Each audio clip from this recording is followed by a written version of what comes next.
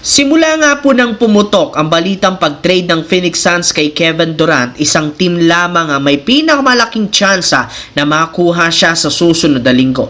Ito walang iba kundi ang San Antonio Spurs, kung saan marami nga ang mga nagsilabasang balita na ito ang preferred next destination ni Kevin Durant. At mas lalong pinaingay pa ang ganitong klaseng balita ng mismong si KD na nga daw ang nag-story ng isang larawan nilang tatlo ni De'Aaron Fox at Victor Wembanyama habang nakasuot ng jersey ng Spurs. Kaya mukhang isang pahiwatig ito na totoo talaga ang bali-balitang gusto niyang lumipat sa San Antonio Spurs. At kagaya ng naibalita ko sa inyo, posibleng mangyari ang trade ni KD pagkatapos ng NBA Finals at gaganaping 2025 NBA Draft ngayong buwan. At yan ang inaabangan ng napakaraming mga fans. Samantala, nagawa nga sana mga idol ng OKC Thunder na maagang makalamang sa Game 3. Sadyang hindi na naman ito naging sapat matapos silang matalo 116-107. Though nakapagtala dito si SGA ng 24 points,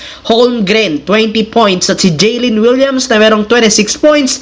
Lahat nga sila na outplayed lalo sa last quarter ng Pacers sa pangunguna ni Pascal Siakam na merong 21 points, Tyrese Haliburton na muntik pang mag-triple-double, 22 points, 9 rebounds, 11 assists, at si Benedict Mathurin na merong 27 points off the bench na siyang nagbigay spark sa Indiana para makuha ang 2-1 na kalamangan. Kasabay ng impressive win, pinuri rin naman sila ni LeBron James na dahil bagamat nagkaroon ito ng slow start sa umpisa ng game, bumawi rin naman. Nagpapatunay lamang ito na meron talagang syempre ganda at resiliency ang Indiana Pacers na siyang isa sa mga katangian ng kailangan ng isang kupunan na magkampiyon. Kailangan lamang nga ng Pacers ipagpatuloy ang momentum. Para nga sa inyong kalaman, kailangan na lamang ng Indiana ng 2 panalo para masungkit ang inaasam na titulo. Samantala, ayon nga po sa inilabas na balita ni Shams ng ESPN,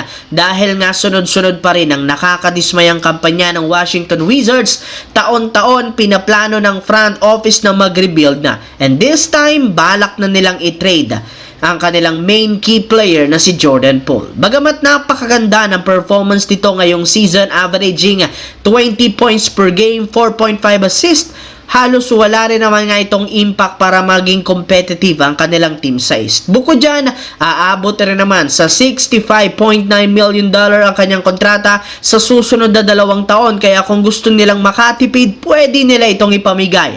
Marami rin naman nga pong teams ang nagkaka-interes sa kanyang serbisyo, kagaya ng Miami Heat, Charlotte Hornets, Chicago Bulls at Portland Trail Blazers na lahat nangangailangan ngayon ng isang gwardya